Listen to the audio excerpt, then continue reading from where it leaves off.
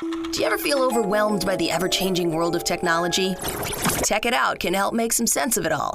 Breaking down geek speak into street speak, technology columnist, author, and TV personality Mark Saltzman covers consumer technology each week for every listener.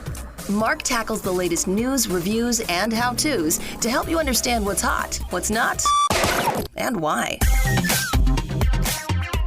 Welcome, everyone, to Tech It Out. This is episode 227. Hope you're having a wonderful Christmas this weekend to those who celebrate, and a joyous Kwanzaa to you as well. I trust everyone is remaining healthy and happy this time of year. Be safe out there. Hey, this is the last Tech It Out show of 2021, so I want to sincerely thank you, the listener, for tuning into the program that's designed to break down geek speak into street speak. You know my catchphrase. Whether you're listening to the show on your local talk radio station, as this program airs on more than 100 affiliates each weekend, or in podcast form. Regardless, thank you for your support. Feel free to reach out on social media to say hi if you're around this weekend. Let me know what you're up to over the holidays. I'll spell my name in a moment, but I'm on Twitter, Instagram, Facebook, LinkedIn, and YouTube. And if you want to follow me on any of these platforms, I write a tech tip of the day. I link to articles that I write for USA Today, Costco Connection, AARP, and others. I post videos, link to radio interviews. There are giveaways and more. So again, it's Mark Saltzman. Mark with a C, Saltzman with a Z. So MarcSaltzman. All right, we have a great show planned for you this hour. We're going to kick things off with Asus in a moment with a look at their gaming PCs for 2022. Speaking of computers, after that, we'll chat with Intel about its 50th anniversary of their first commercially produced computer chip. That's right, back to 1971. We'll talk about funding for startups this hour with Intuit. And Inseego will be here to chat about cellular hotspots for getting online, even in remote areas. All of this and more on an all-new Tech It Out. All right, let's kick things off. Not all gaming PCs are created equal. If you're looking to treat yourself to a sweet new setup in 2022, we're going to now hear what's new from Asus, in particular when it comes to gaming desktop PCs. Joining us on the line to chat is Kenneth Lee, Product Manager for Gaming Desktops at Asus. Welcome to the show, Kenneth. Good to chat with you. Hi, Mark. Good to chat with you. Great. Now, before we talk about gaming desktops, please tell us a bit about Asus. The company's over 30 years old, right? Yep, we just went over our 30-year anniversary in 2019. We're a computer electronics company that has a variety of products. You might know us from our notebooks, but we also make desktops, motherboards, graphics cards, pretty much any kind of computer component that you can think of. Mm-hmm. You also make smartphones, tablets, smartwatches, monitors, everything. Yeah, pretty much everything. Well, I'm recording this interview right now with you on an Asus ZenBook S Flip laptop, so I'm a huge fan of the brand, have been for many years. And people may be surprised that desktops are still popular, but there are some benefits, especially when it comes to gaming, over laptops. Yeah, desktops actually have a good advantage over laptops in terms of longevity and performance for the same price. And that's something that a lot of people have actually realized over the past year and a half, 2 years. With everyone staying at home, is maybe you don't really need that laptop that moves around. Mm-hmm. Because with the desktop, for the same amount, you get a lot better performance. With the bigger box, you can get better thermals, especially for gaming. That's a lot more important. So that's where desktops shine compared to laptops. And probably part of the longevity story is the fact that desktop PCs, especially those in a tower, are modular. So you can swap out, your graphic card or your hard drive or other components, add more RAM or system memory, where it's not as easy to do that, if at all, with a laptop. Is that fair? Yeah, so with the desktop, you can be able to swap out, like when a new graphics card comes out, you can be able to take out your old one or swap it out, and you can still keep your CPU, which might still be perfectly fine, instead of having to replace your entire device. That lets you swap out whatever part is holding you back and keep yourself up to date without having to replace your entire machine like you would with a laptop, usually. And I would also argue with a desktop computer that there are more ports to connect accessories to. There's usually lots of USB ports. There's Ethernet often for wired internet instead of wireless. So there are a lot of advantages. Not to mention, when you buy a laptop, while you can connect an external monitor to it, it already has a screen. But when it's a desktop, you can choose a monitor that's huge if you want, like 30 something inches, instead of being limited to that 13 or 15 inch laptop screen. Yeah, if you do have like a larger monitor to hit the desktop, it's actually a lot more ergonomic and better for you than using the laptop screen. Yeah. Laptop screen's advantage is that you can take it anywhere and you always have a screen with you, but you're hunched over a screen that you're tilting down with. If you look at a lot of the ergonomic videos and articles online, you can always see that it's better just to be able to look straight forward into your monitor, which is a lot more difficult with a laptop. Great point. And on that note, it's also easier on your wrists and forearms with a keyboard that you can adjust to your comfort. So like with the laptop, you're stuck with that keyboard that's fixed. It's built into the laptop itself, but with an external keyboard, you can position it on your desk or table however you like for maximum comfort and reducing strain, wear and tear on your body. So lots of advantages, but definitely when you're a gamer, you can also have like those transparent towers where you've got all the lights inside and the cooling systems, and it looks really cool when you're getting together with your friends. So with that in mind, Kenneth, let's now chat about Asus's gaming laptops. Are they from Asus, or is that one of your subsidiaries, which is ROG, or Republic of Gamers? Are we talking today about Asus gaming devices?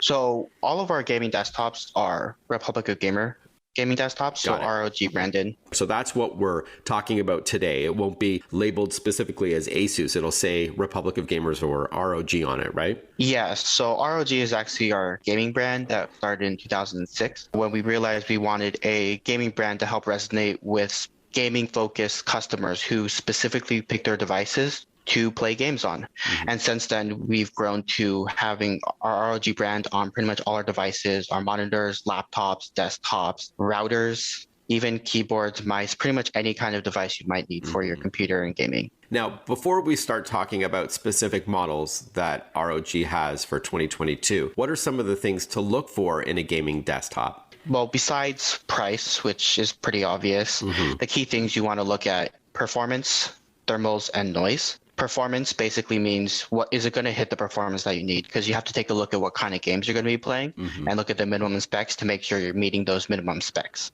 And performance includes things like the CPU or the processor. That's the engine that drives the performance of your PC. Then there's graphics technology, right? Graphics cards like from NVIDIA or what have you for rendering 3D images. And then RAM also plays a role here, system memory. Yes. And number two is thermals. So thermals kind of relates to longevity of your device, because basically heat is the thing that kills your computer over time.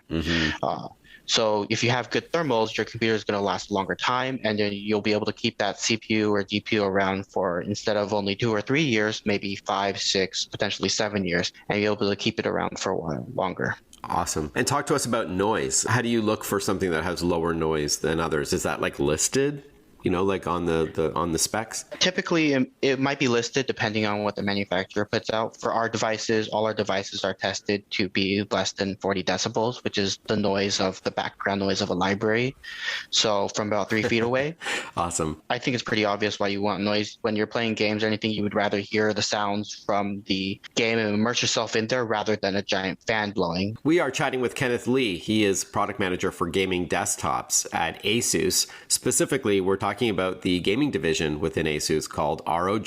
These are a collection of award-winning devices, including laptops. But today we are talking about desktops. And with that in mind, Kenneth, talk to us about some of the hottest Asus gaming desktop models that we can pick up. Yeah, so our key model is going to be the G15, the ROG Strix G15. This is a 29-liter chassis it comes with a carry handle and a headset hanger. But basically, it goes all the way up to a RTX 3070, so pretty much the best balance for performance and thermals that you can get.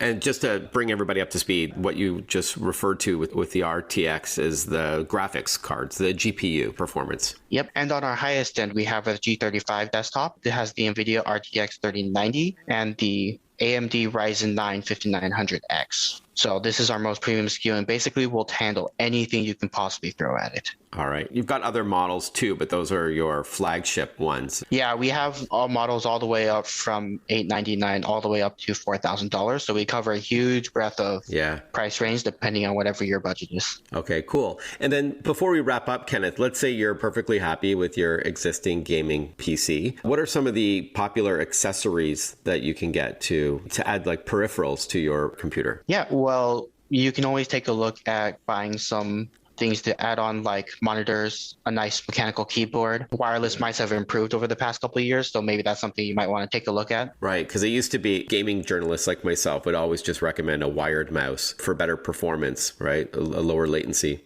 Yeah, but with the recent improvements in technology, we're able to get really low latency wireless mice now. So now you don't even have to carry around that cord. Yeah. Keeps everything looking a lot cleaner. Awesome. And then with those keyboards that you were talking about, the mechanical keyboards, they are RGB, right? They light up and they can go in along with the game, or you can program it in other ways too. But a lot of people like that. Yeah, they're light up, they're RGB. They can go to whatever sound comes out of the game, or even if you wanted to match the music when you're listening to music, you can also do that too. And I guess wireless headsets are also popular too. So you can hear the music privately and then also trash talk with those friends online because it's got a microphone built in. Yeah, and typically they have a better surround sound than like a speaker. All right. Awesome, Kenneth. What's the best website to learn more about the ROG desktop PCs and some accessories as well? We can go to rog.asus.com. All right, so that's ROG, which stands for Republic of Gamers, .asus.com, ASUS.com. Really great chatting with you, Kenneth. Thank you so much for your time, and I'm wishing you all the best for a happy and healthy 2022. All right, thanks for your time, Mark. It's nice chatting with you. And as you likely know, Asus is the title sponsor on this program. Thank you to Asus for your ongoing support as well as we wrap up another year of Tech It Out. Speaking of computers, when we return, we're going to chat with Intel about a huge milestone. So stay with us. We'll be right back. Listen to Tech It Out whenever you want. Find the Tech It Out podcast at iTunes or wherever you get your podcasts.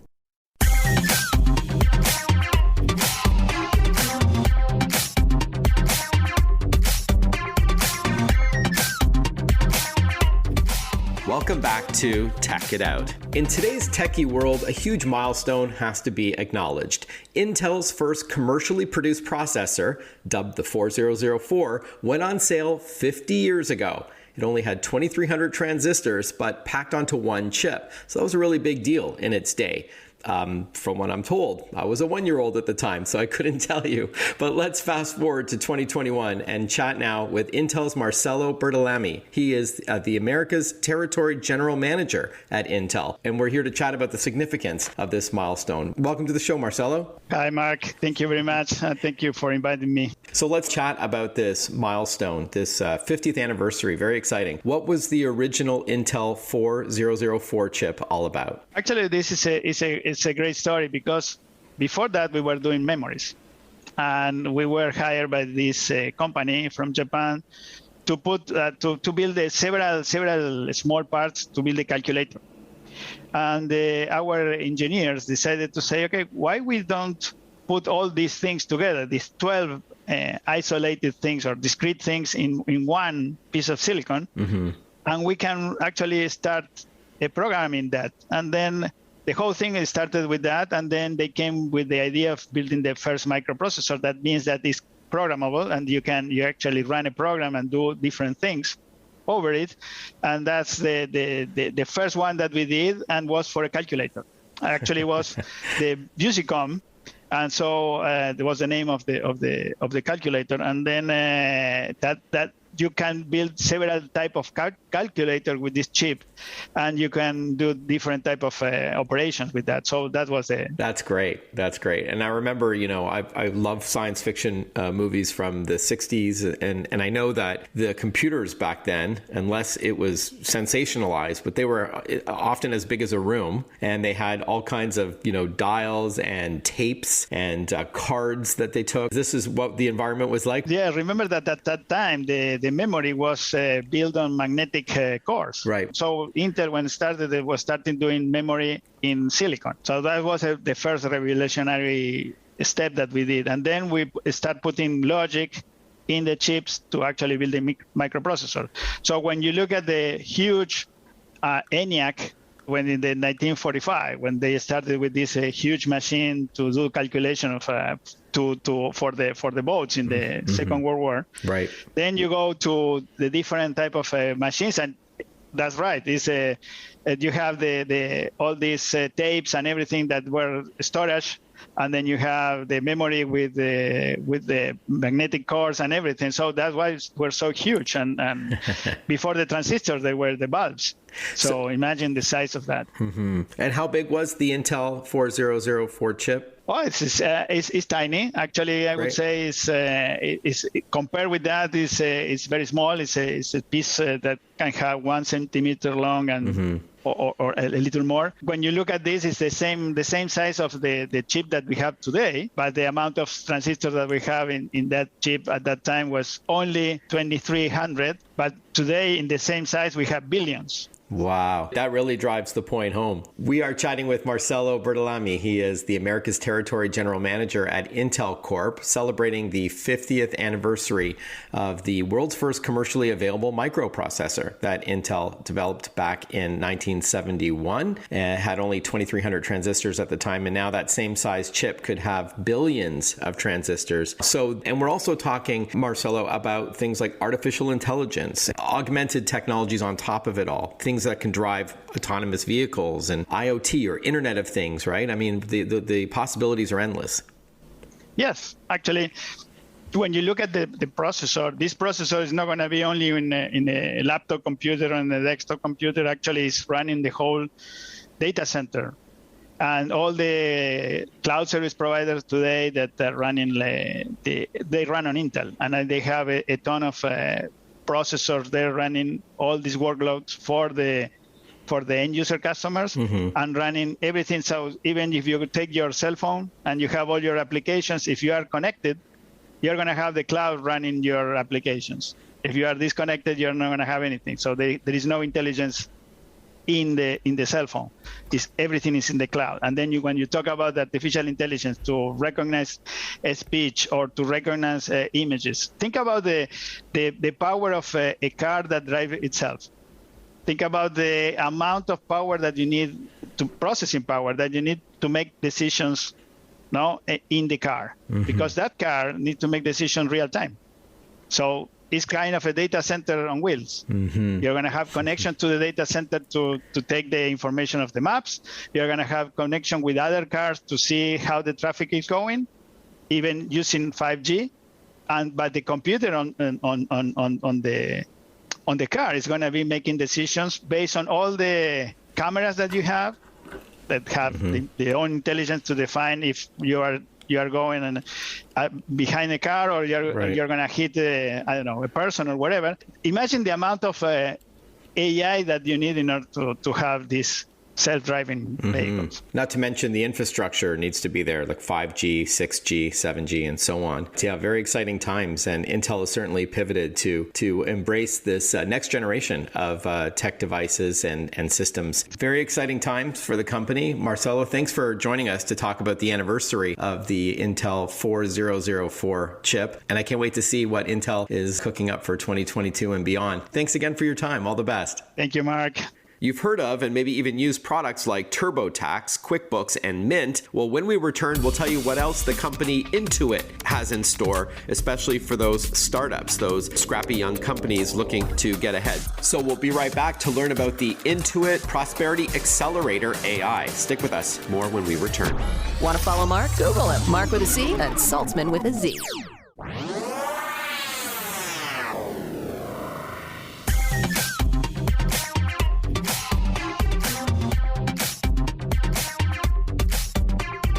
Breaking down geek speak into street speak. This is Tech It Out. Tech It Out with technology columnist, author, and TV personality Mark Saltzman.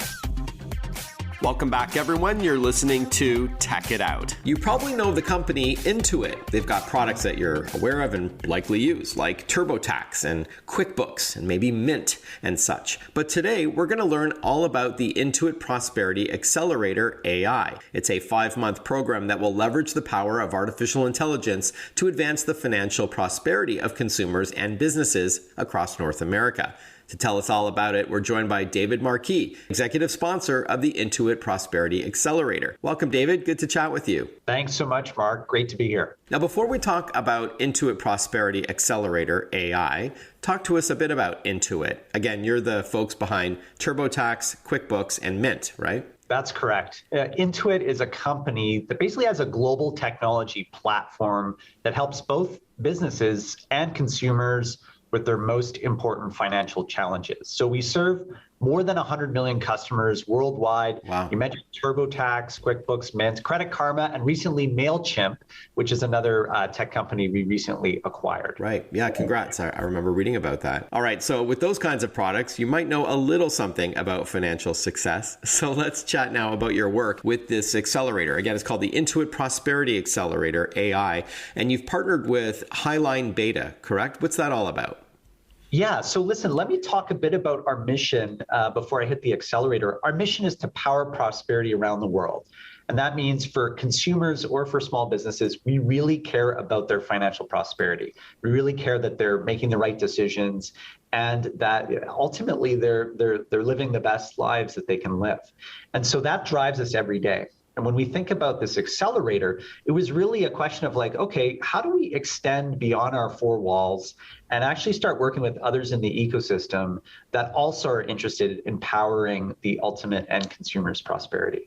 And so we identified a bunch of startups that we're excited to work with on this topic and help them in turn help consumers live more prosperous lives. So an accelerator, just for those who aren't familiar with that phrase, this is an organization that often secures funding for small sort of up and coming companies, right? Like startups. That's correct. So we partnered, you mentioned Highline Beta. Mm-hmm. They're our partner in this accelerator. They're experts in running, filtering and running these accelerator programs. What Intuit's bringing to the table is we are, bringing our mission, bringing our know-how. We're going to support these startups.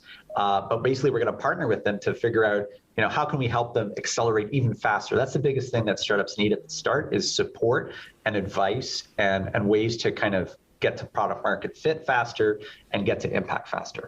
All right. There's 7 startups that were identified in some top technology hubs like Toronto, Montreal, San Francisco, and New York. Talk to us about some of the highlights, if you will. Yeah, listen, we're so excited. There's 7. I think we had at some point hundreds of startups that we were looking at as part of the process, but we narrowed it down to 7 amazing startups across those centers that you just mentioned.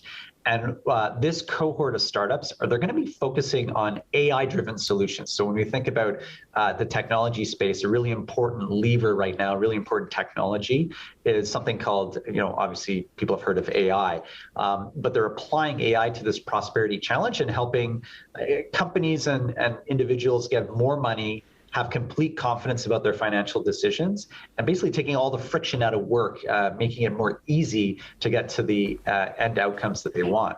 And so, just to use an example, Vanquish, which is a New York-based startup, they're a marketplace that's providing gig workers and freelancers a simple way to access affordable banking. So they're addressing that pain point for this gig worker economy. And, just an example of one of the startups and what they do. Awesome. And what about a startup north of the border, David? Yeah, there's this great startup out of Waterloo, which is a tech center, obviously in Canada, called Adaptive Pulse. And what Adaptive Pulse does is they have this analytical platform which helps companies work on understanding their customers better so that they can retain them better and, provides a whole suite of analytical tools around that. And that's great for individuals as well, because the people that they're serving end up getting services that are better suited to their needs. It's personalizing the experiences for end consumers. We are chatting with David Marquis, executive sponsor of the Intuit Prosperity Accelerator. AI, or artificial intelligence, is the focus here in their partnership with Highline Beta to identify some startup deserving of some funding. And I know it's hard to choose them. And with that in mind, how did you select these 7 in particular? It's funny. We had all these criteria, that they're of a certain size, they're of a certain growth rate, they're focused in certain technology spaces. But when it came down to it, it was often around the founders themselves, the culture fit and the fit with our culture within Intuit. And it's a team at the end of the day. We are teaming up with these startups. We're trying to provide them support. And it's ultimately about the people. And so that was one critical factor that played into the process as well. When it comes to investing, David, how does this model work exactly? Is it equity in the company? It's not like raw funds or anything. Actually, this particular accelerator program, by design, we're not taking any equity in the startup. Okay.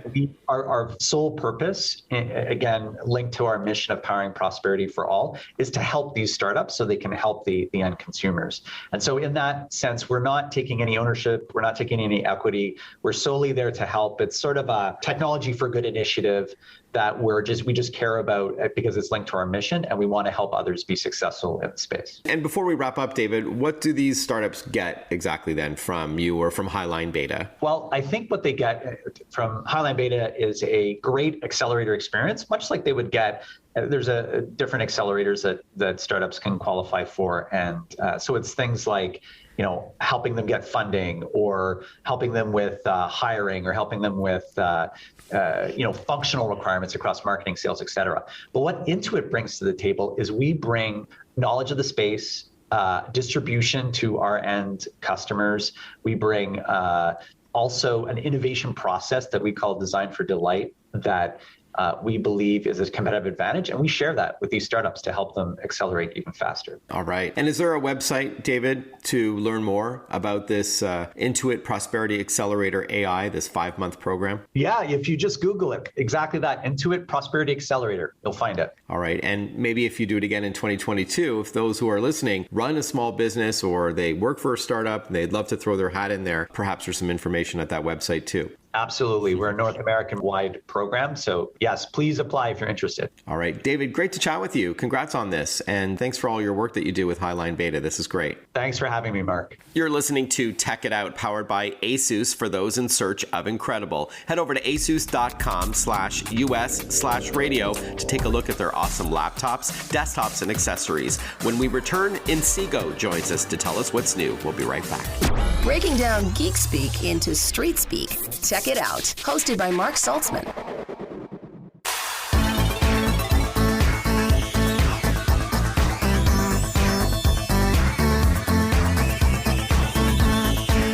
Welcome back to Tech It Out. Before we go to our next interview with Inseego, we've been talking a lot about computers this show with Asus, followed by Intel. So on a related note, I wanted to remind you to don't forget to properly back up your important files on a regular basis. Make it part of your routine going into 2022. I've had this happen to me as well, where you think things are backed up, something happens, and your files are just gone. It's a horrible feeling, especially, irreplaceable photos and videos, important documents, home movies, all of that. So make sure you've got a couple of backup solutions. I always trust Western Digital drives as well as SanDisk drives. So I love external hard drives and solid state drives and thumbsticks and all that. And of course, also leverage the cloud as well, some services that you can upload your files to. If you don't want to remember to always back up your important files, you can download free software from Western Digital's website that will automatically, like every night at say 2 a.m., back up your files externally for safekeeping. So take advantage of all of that. All right, let's continue on with the show.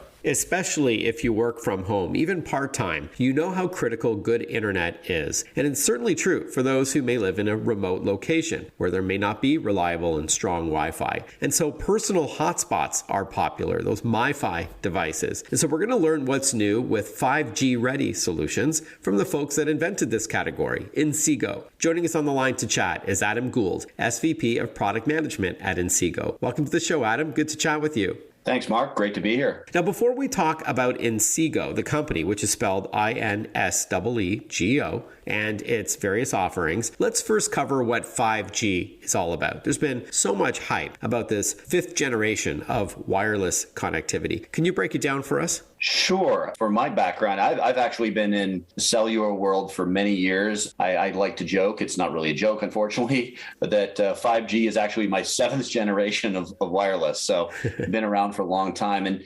5G really is very different from previous generations. Previous generations were all about giving you some extra data speeds. Now, that certainly is one big piece of 5G. The data speeds that you're going to get are phenomenally higher than what you've seen in previous generations of cellular. But there's a few other things that are important as well that, especially I'll keep it to the kind of consumer side of things. Lots of enterprise uses as also. One of those is very low latency. So what that means is the time it takes to get data from your device up to the cloud and back is much smaller in 5G than it was previously. And so for new applications like gaming or AR, augmented reality, or VR, virtual reality, these are incredibly important to really bring that to the kind of common usage. Then the third thing is what's known as massive machine connection. So one of the things that's happening in the world is lots of connected devices. I myself have over 200 connected devices in my home, light switches and bulbs and Ring doorbells, and they're all controlled by 22 Amazon Alexas, right? I'm obviously, kind of the tech geek and not the normal person. You don't say. But, a few years from now, I might be that new normal person. And that ability to handle all those devices that are going to be connected, street lights and parking meters and parking spots and all this kind of stuff, 5G is really crucial for that. And then the final thing is lots of new spectrum. And what that means is more capacity for the network. And the reason that's important, I like to give an analogy. When you compare when a wireless operator starts to throttle your data speeds at, say, 20 gigabytes in a month, whereas when you have your cable network at home, they start to, give you a hard time when you start to go over a terabyte. And the reason is the limited amount of capacity that cellular networks have as compared to those wired home networks. That's what 5G is going to change. It's really going to start to close that gap between what you can get from wired and then what you can get from wireless everywhere you go. All right, so we have smartphones like iPhone and Samsung and all that are 5G ready. But if we want other devices in our home to benefit from these faster speeds, lower latency, all that kind of stuff, everything you were just chatting about, this is where Inseego comes in with its mobile hotspots. And as I said in my introduction, it's especially ideal in remote areas. I have a lot of friends that work in summer cabins or cottages, what have you. Can you please explain what a mobile hotspot or MiFi device is? Sure. A mobile hotspot is real simple. It's basically taking that in a form factor that's sort of the size of your cell phone, let's say, taking that 5G signal and then turning it into a local Wi-Fi network for you. So all your Wi-Fi connected devices could be tablets, could be your laptop, could be your TV, what have you. They can connect. And they can connect because they're battery powered in a very mobile and flexible way. You can bring that Wi-Fi network with you wherever you might go. And it's certainly remote areas is one of those value-added environments, but especially in the last couple of years, we've gone to this work from home and what the industry is calling WFX, work from anywhere, right? Or educate or school from anywhere as well. You really have to have that flexibility nowadays to connect all of your different device types wherever you might be working, learning, playing, whatever you might be using wireless for. Got it. All right, I have a question that I'm going to ask when we return to our guest from Inseego. I wasn't planning on asking this, but I think it's an interesting question, so stick with us. You are listening to Tech It Out on the last show of 2021, so we're going to continue learning about Inseego's various solutions when we return. Don't forget to say hi on social media if you're around. It's Mark with a C, Saltzman with a Z. Stick with us. We'll be right back.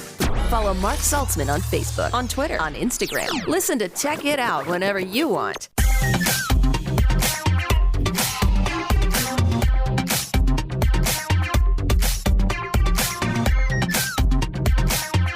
We are chatting with Adam Gould, Senior Vice President of Product Management at Inseego. They are the creators of these personal MiFi hotspots. They also have a line of FWA or fixed wireless access devices, kind of like small routers that you would place in your home and you would join all your Wi-Fi devices to it, but then it converts it into 5G connectivity for cellular reception. I wasn't planning on asking you this, but if 5G lives up to the hype, where eventually it could be upwards of 100 times faster than 4G or LTE, could it lead to the third wave of cord cutting at home? First wave being, ditching your landline in favor of cellular, and then second, maybe cutting your cable in favor of streaming services. Could we cancel our home Wi-Fi if 5G is better? Yeah, absolutely. In fact, the first kind of step towards that, the thing that 5G is bringing to consumers is what's known as fixed wireless access. So what that means is the wireless operators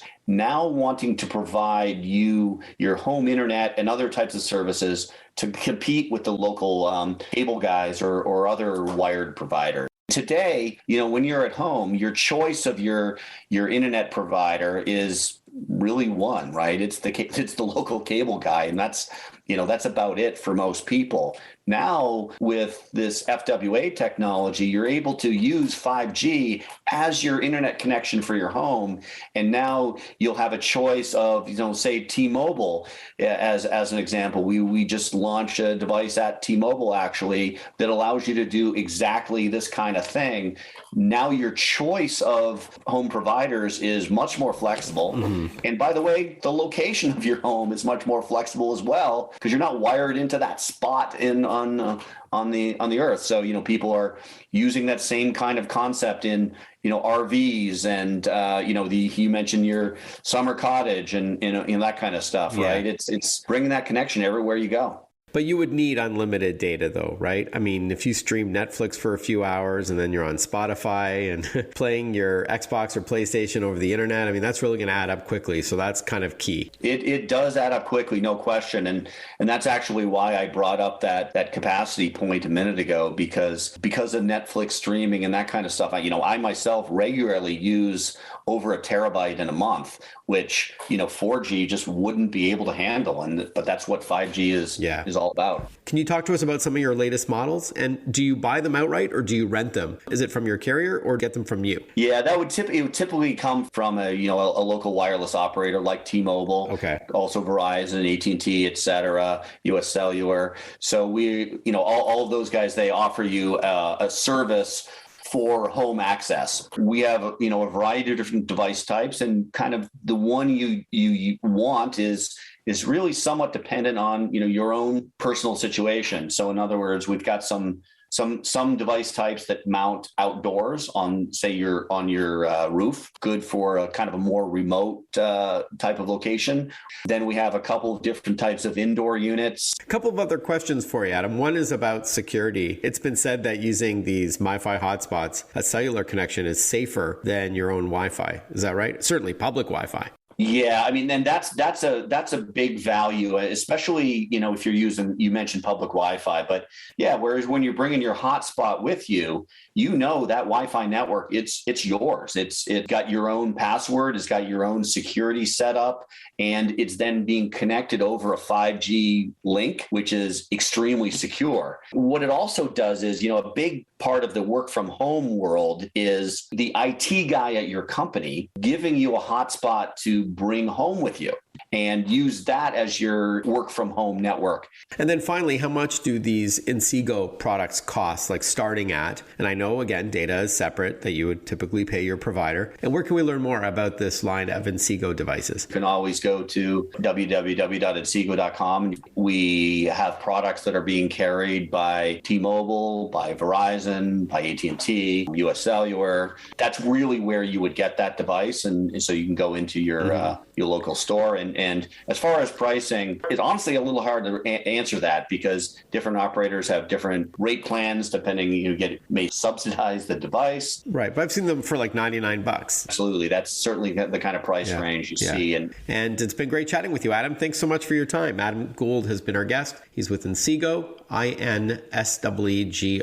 Thank you, Mark. Thank you for tuning into this last episode of Tech It Out for 2021. If you're itching to use any gift cards you received over the holidays, before you shop, make sure you go to slickdeals.net and look for the best deals both online and at retail. Thank you to Asus, the title sponsor on this program, and a huge thank you to Western Digital and SanDisk as well. I'm wishing you all a very healthy and happy holiday season. Enjoy a little R&R, I hope, over New Year's, And let's start 2022 with a bang. And I look forward to delivering you the latest in tech news, reviews, and interviews in the new year as well through Tech It Out. Be well, everyone. Ciao for now.